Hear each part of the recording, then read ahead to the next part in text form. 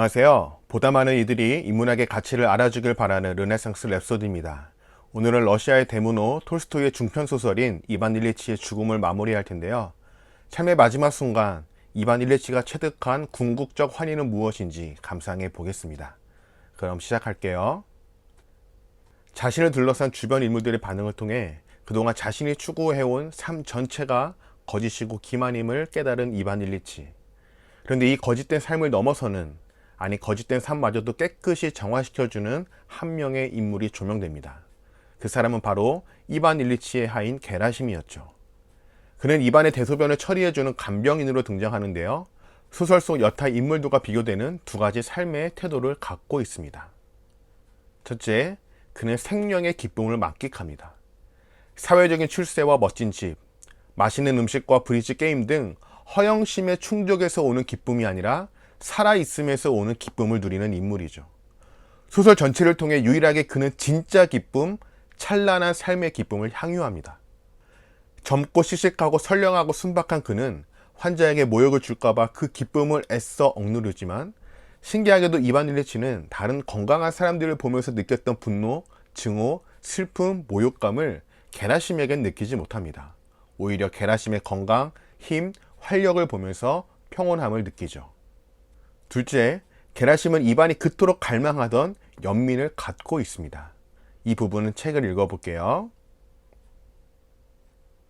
오랜 기간 고통스럽게 병마와 씨름하면서 이반 일리치는 사실대로 고백하는 것이 부끄럽기는 해도 누군가가 자신을 병든 어린아이 대하듯 마냥 불쌍히 여겨주기를 그 무엇보다 간절히 소망했다.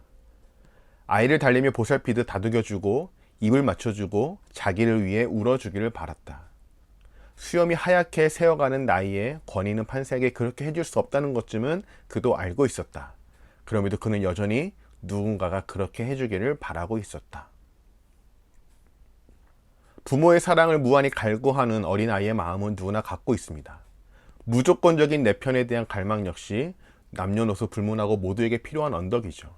그런데 게라심은 바로 이것을 갖고 있었습니다. 이반이 원하는 어린아이 대하듯 마냥 불쌍히 여겨주는 연민이 체득되어 있는 고결한 인간이었죠.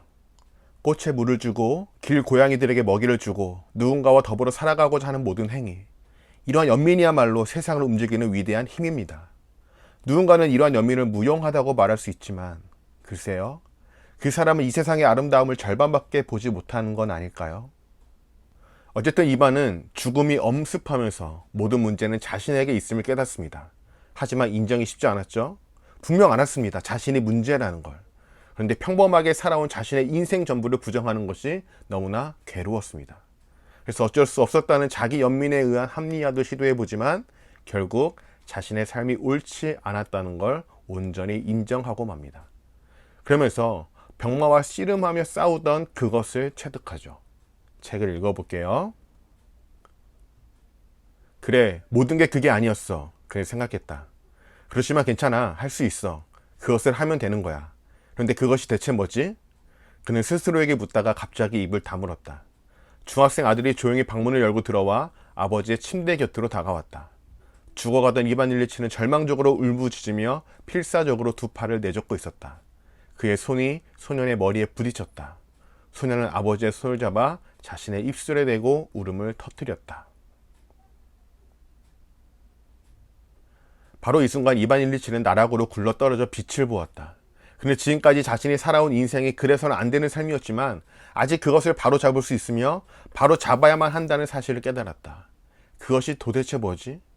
그는 스스로에게 질문을 던지고는 조용히 입을 다문 채 귀를 기울였다. 그때 누군가가 자신의 손에 입을 맞추는 것이 느껴졌다. 눈을 뜨자 아들이 보였다. 아들이 불쌍했다. 아내가 곁으로 다가왔다. 그는 아내를 바라보았다. 아내는 입을 해벌린 채 절망적인 표정으로 그를 보고 있었다. 눈물이 그녀의 코와 뺨을 타고 주룩주룩 흘러내렸다.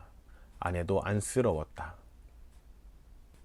자신의 삶이 옳지 않았다는 걸 인정하면서도 무엇이 옳은 삶인지는 알지 못했습니다. 어떻게 살아야 하는지도 몰랐죠. 그렇게 괴로워하는 순간 중학생 아들이 들어오면서 이반의 삶에 놀라운 전환이 일어납니다. 어린 아들이 진심으로 자신을 불쌍히 여긴다는 것을 알게 된 시점부터 이반은 전혀 다른 세계를 경험하죠. 이기적이고 표피적이고 피상적이고 의례적인 삶이 아닌 타인을 위하고 자신을 내어주는 삶이 그것임을 깨닫습니다. 그러자 평생 동안 단 한 번도 진심으로 바라본 적 없는 아내가 눈에 들어옵니다. 비로소 그의 눈에 무언가 보이기 시작하는데 바로 아내 얼굴에 스며있는 연민이었습니다. 이를 본 이반의 내면에서도 아내를 향한 연민이 생깁니다. 미안한 마음도 솟구쳤죠. 가족들에게 몹쓸 짓을 했다는 후회가 몰려왔습니다. 그래서 이반은 눈빛으로나마 가족들에게 미안함을 전합니다. 이반과 아내의 눈이 교감하고 이반과 아들의 시선이 교환되면서 무용하다고 생각했던 연민이 최종적인 화해, 즉 주변 사람들과의 화해, 세계와의 화해, 그리고 자기 자신과의 화해로 이어지죠. 결과적으로 그가 그토록 알고 싶었던 그것은 연민, 화해, 용서, 그리고 이 모든 것을 다 포괄하는 사랑이었습니다. 이반이 겪는 심리적인 과정은 문자 그대로 단순하고 소박합니다. 그는 아들의 눈물을 보았고 아들의 손길을 느꼈고 아내의 절망 속에 연민을 발견했습니다. 그래서 그들을 용서했고 그들에게 용서를 청했습니다. 이것이 이반을 해방시키죠. 책을 읽어볼게요. 그러자 갑자기 모든 것이 명확해졌다. 이제까지 그를 괴롭히면서 마음속에 갇혀있던 것들이 일순간 두 방향, 열 방향, 모든 방향에서 쏟아져 나왔다. 저들이 불쌍해. 저들이 더 고통받지 않게 해주어야 해. 저들을 해방시켜주고 나 자신도 이 고통에서 해방되어야 해. 얼마나 좋아. 얼마나 단순해. 그는 이렇게 생각했다. 이반 일리치의 삶은 지극히 단순하고 평범했으며 그래서 대단히 끔찍한 것이었다는 문장 기억하시나요? 바로 이 장면에서 앞선 문장의 전복이 일어나죠. 죽음 이전의 이반 일리치의 삶은 단순해서 끔찍한 것이었다면 죽음을 직시하여 그것을 깨달아 해방된 직후 이반의 단순함은 삶의 본질적 가치로 전환되죠. 같은 단어를 다른 철학으로 바라보는 톨스토이의 위대한 문학적 표현입니다. 자, 이제 이반 일리치의 마지막 순간을 읽어보겠습니다. 죽음은 어디 있지? 무슨 죽음? 두려움은 이제 없었다. 죽음이란 것이 없었기 때문이다. 죽음이 있던 자리에 빛이 있었다. 그래, 이거야. 그는 갑자기 큰 소리로 외쳤다. 이렇게 기쁠 수가. 이 모든 것들은 한순간에 일어났고 그 순간의 의미는 이후 결코 바뀌지 않았다. 끝났습니다.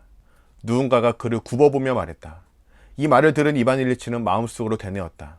죽음은 끝났어. 그는 스스로에게 말했다. 더 이상 죽음은 없어. 그는 숨을 크게 들이마시다가 도중에 멈추더니 온몸을 쭉 뻗었다. 그렇게 그는 죽었다. 오늘은 여기서 마칠게요. 구독과 좋아요 부탁드리며 모두 좋은 하루 되세요.